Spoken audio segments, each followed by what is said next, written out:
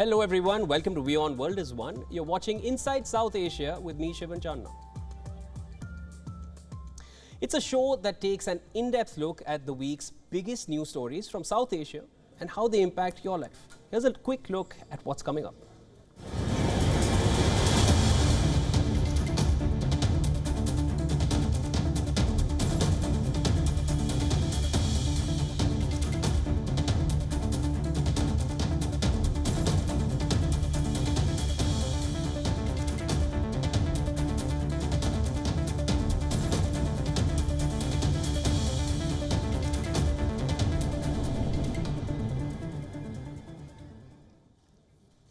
While the world celebrated International Women's Day this week, Afghan women continue to face the collapse of their rights and dreams. In the latest blow to their very existence, the Taliban regime is forcing divorced women to return to their abusive ex-husbands. Shocking? Watch our next report. As the Taliban took power, one day we were at home when suddenly a vehicle came carrying a woman. My husband along with the Taliban. They said that your husband has told us that the divorce was forcefully obtained and he was not willing to divorce. They were not accepting anything I was telling them. They asked me to show them the divorce papers. When I brought them, they tore away the papers and said that you are lying. It was done forcefully and that government was corrupt.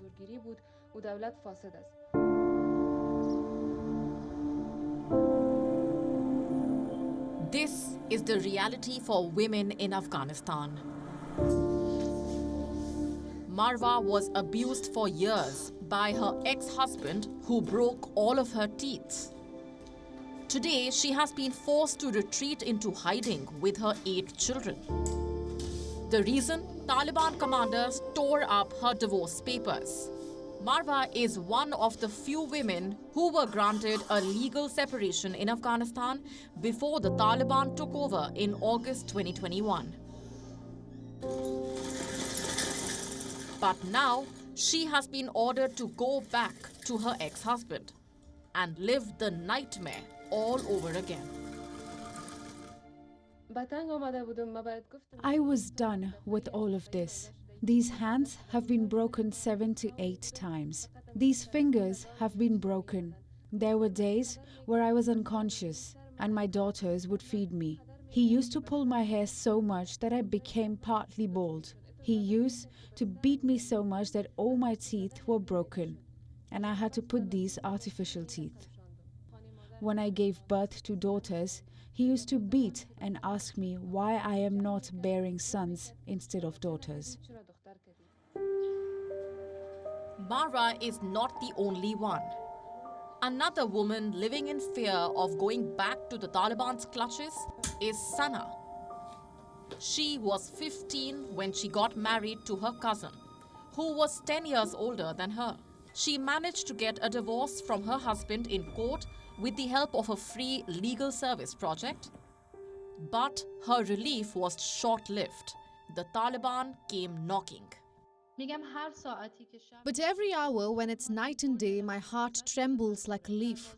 When there's a knock on the door, I say to myself, God, He will find me now. When my sons go, I send them to the city. I cover their faces. Nobody should see you. May God protect you. We sit here holding the Quran, praying that He does not find us. If He takes again my daughters, my children, what would I do? The Taliban adheres to an austere interpretation of Islam. Ever since it came back to power, it has imposed severe restrictions on women's lives that the United Nations called gender-based apartheid. This is one edict that's just on top of a mountain of edicts that have come out. And it seems that the women have the majority of the Taliban's attention because the majority of their edicts really are targeting the rights of women, the movement of women, and the potential of women to actually be part of the public sphere. Here's another example of gender-based apartheid. On the 6th of March, universities reopened across Afghanistan after a winter break, but only for men. A statement by the Taliban's Ministry of Higher Education stated, and I quote, "According to a decision by the Supreme Council for Higher Education, studies of the male students at governmental higher education institutions in the colder provinces will officially start from March 6 of the current year." From closing down educational institutions for women to barring them from work, the Taliban has deprived women of basic civil rights. According to estimates from the International Labour Organization, female employment in Afghanistan has dropped by a quarter after the Taliban took over the country. You know, one of the impacts, of course, is on the women, on their autonomy, on their ability to further develop the agency that they had. There was a women's department within the small bureaus, small business bureaus, and so they had 25 women entrepreneurs registered within that bureau. All of this has vanished, and so the ability of women to have some autonomy economically has been compromised. Women are also, many of them had been breadwinners for their families. So this is not something that in isolation impacts Afghan women and girls. This is something that impacts all of Afghanistan, because a country, in order to function, needs all of its citizens to be part, and all hands have to be on deck. And it doesn't mean that every woman needs to be employed, but women have to have the option, because there are so many roles and fields in which women were actually contributing to the country's economic structure. The international community has made the right to education for women a sticking point in negotiations over aid and recognition of the Taliban government. Clearly, that is not enough. I hope that all of our messages to the Afghan women will be that we will continue to amplify their voices. This week, when the universities reopened for Afghan men and Afghan women were banned, the women continued to protest. And if you Google and you search for Afghan women protesting, you will have results that show up from within the last day, because they continue to show up despite the risks of arbitrary detentions and forced silence of dissenting voices. And so it's really imperative upon us, as there continues to be a quiet and a silencing of women's voices on social media and in journalism, that we continue to amplify that message, that they are dissenting, that this is not the future that they deserve, this is not the future that they want, and we need to make sure that we honor the basic human rights that they have. Pakistan is gearing up for its elections in Punjab and Khyber Pakhtunkhwa provinces. Now, last November, Pakistan's outgoing army chief, General Qamar Javed Bajwa, admitted that the country's military has unlawfully meddled in politics for decades, and it will no longer do so. Is that likely to happen, especially with provincial elections around the corner? Watch this report. A major reason for this is the army's interference in politics for the last 70 years, which is unconstitutional. This is why, in February last year, the army, after great deliberation, decided that it would never interfere in any political matter. Bajwa's last address as army chief, a bid to defend the country's most powerful institution and restore its image. And perhaps the first time in Pakistan's history that an army chief has made a commitment to stop influencing the political leadership, that too publicly. It's a different fact that the idea flopped from day one. Because in nuclear-armed Pakistan, the army chief is perceived as de facto leader. His influence over domestic and foreign policy and the direction of civilian politics remains unquestioned. For all his big talk, the Bajwa effect and that of his successor, Asim Munir, continues to dominate the political discourse in Pakistan. At every step, in every dispensation, it's the army chief that remains fulcrum and epicenter of operations.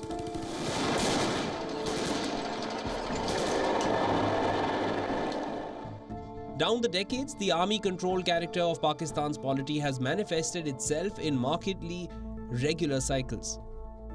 An army chief favors a political candidate, rigs the system in his or her favor, eventually falls out with the Prime Minister and rigs the system again to oust him or her from office. It worked in much the same way for Imran Khan too. An invisible but omnipresent army hand removed him from power, and there were signals now that he looks towards the army again to bring him back. though the likes of Fawad Chaudhry have rejected the idea. Extend that to Pakistan's all-pervasive intelligence agency, the ISI. There can be no playing down the influence of ex-ISI chief Lieutenant General Faiz Hamid. Fresh politics-influenced moves show investigating agencies probing corruption charges against him. In this light, sitting Army Chief Asim Munir's tenure comes at a time of massive flux for both Pakistan and its military. Never before, perhaps, has the military's reputation stood so dented. Terror has assumed ugly proportions. Ties with the Taliban have broken down. The economy is in shambles. And as unannounced elections in Punjab and Khyber Pakhtunkhwa provinces approach, a systemic political mess shows larger than perhaps ever before.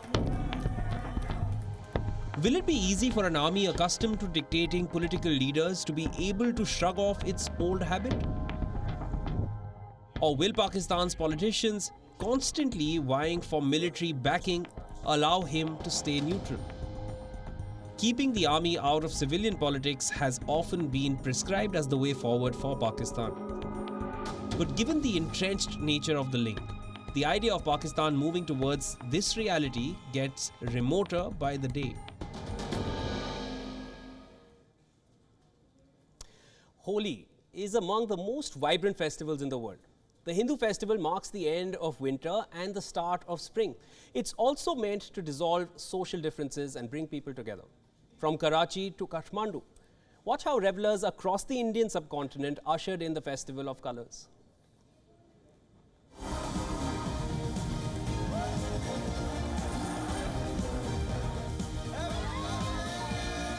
A carnival of colors.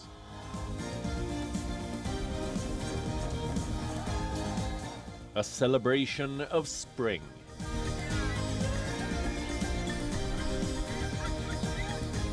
And a festival of love. This is Holi.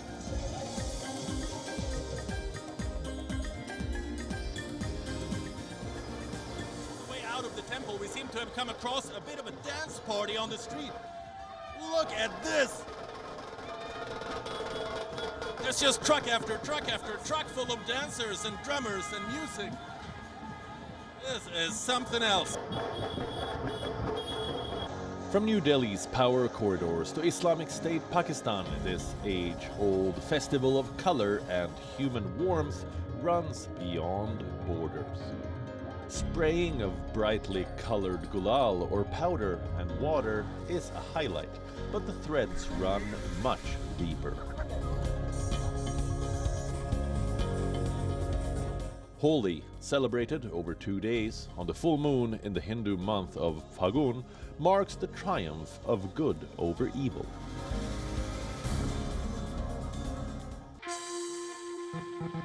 It also marks the beginning of the spring harvest season in India. On March 8th, people across India smeared each other in these vibrant colors to celebrate the colorful festival. Happy Holi to everyone. It's a great honor for me to be here. I want to thank the minister for hosting me. And this is my first time, and I'm very excited to be part of it. Thousands of devotees gathered at Banki Bihari Temple in the town of Vrindavan in Uttar Pradesh, associated with the deity Krishna, to offer prayers and celebrate Holi. WION reached the spot to capture a very special and real essence. Atrium here, it seems less crowded than what I remember it, but it is nothing like what we'll see in there. It's going to be really packed.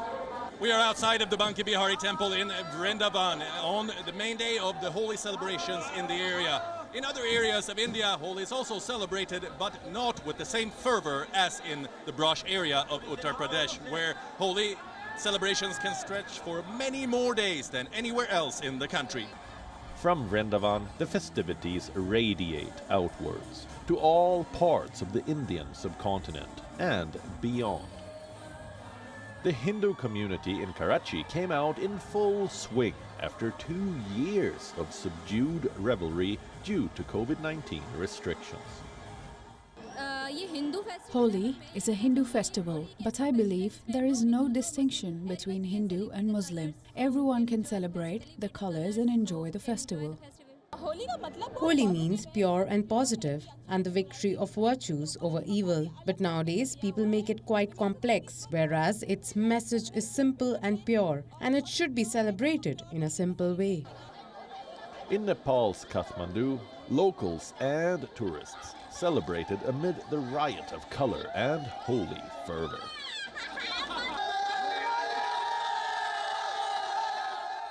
The Bashantapur Darab Square area in the capital, which houses royal palaces, witnessed an explosion of color.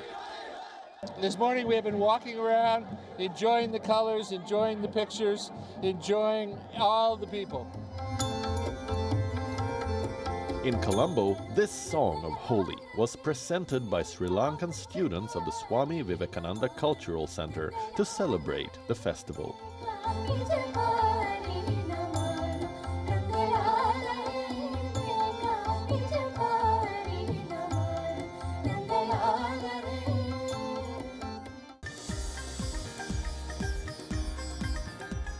The magic runs out across the world. The rituals have truly transcended boundaries.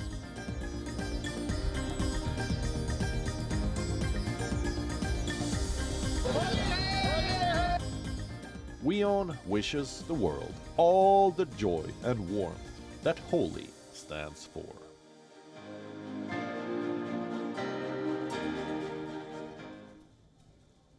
Indian superstar Shah Rukh Khan's Pathan has done the unthinkable. When the actor donned the handcrafted Kani design from Kashmir in the mega hit movie, it brought a traditional fashion art form that's been gasping for survival back into focus.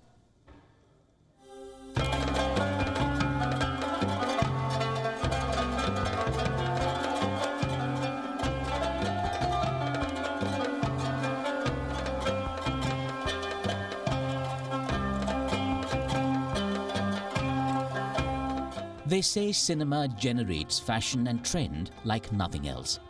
And this poster of Shah Rukh Khan sporting the Kashmiri Kani design on a casual shirt sends out a very special message, defined as revival vibes for an art form now faded.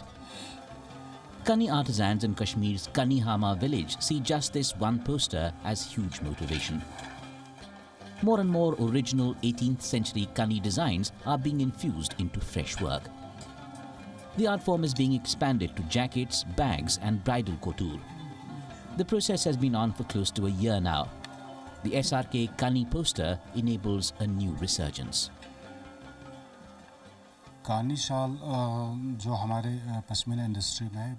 Kani is a century-old craft and it was adorned by the empress. We have been reviving the Kani from the last 1 year. We are trying our best to make those designs again and bring them to people. We have got a great response from the people across the world for these Kani shawls. The market for the Pashmina and Kani has always been there. After GI, we have seen an increase in the interest of the people. Now the customers are asking us for old designs again. Kani shawls and other handicraft forms have got a big promotional push over the last year or so.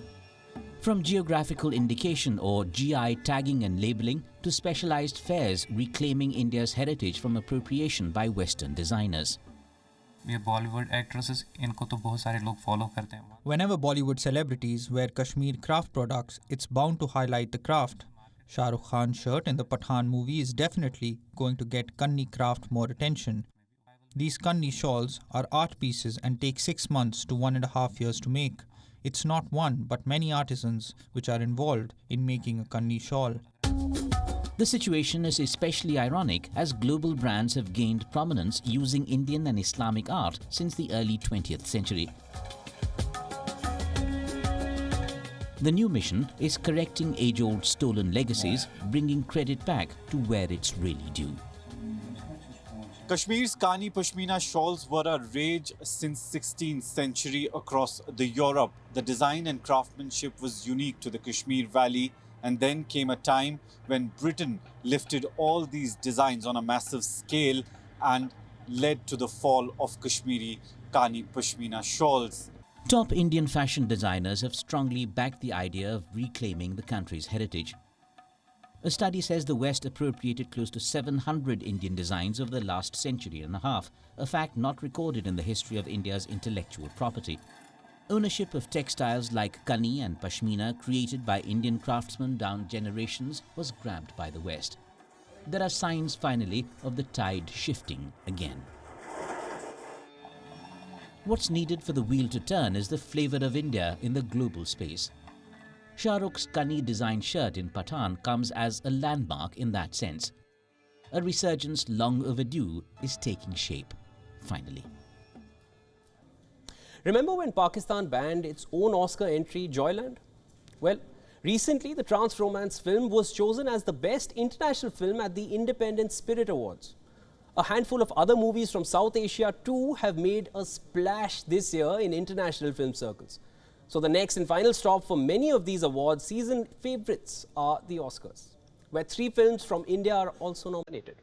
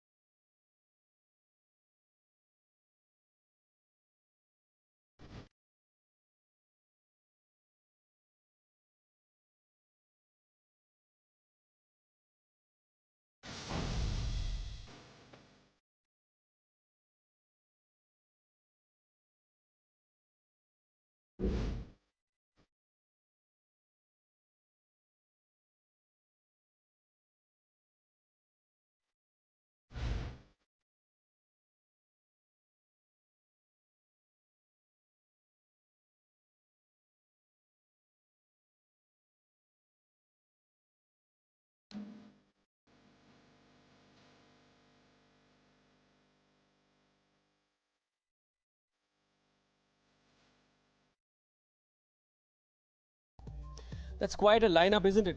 Who are you rooting for? Well, that brings us to the end of this edition of Inside South Asia. Hope you enjoyed the show. Do join us again next week as we return with all the action from the region. I'm Shivan Chandna signing off. Thanks for watching and stay tuned to WION World is One.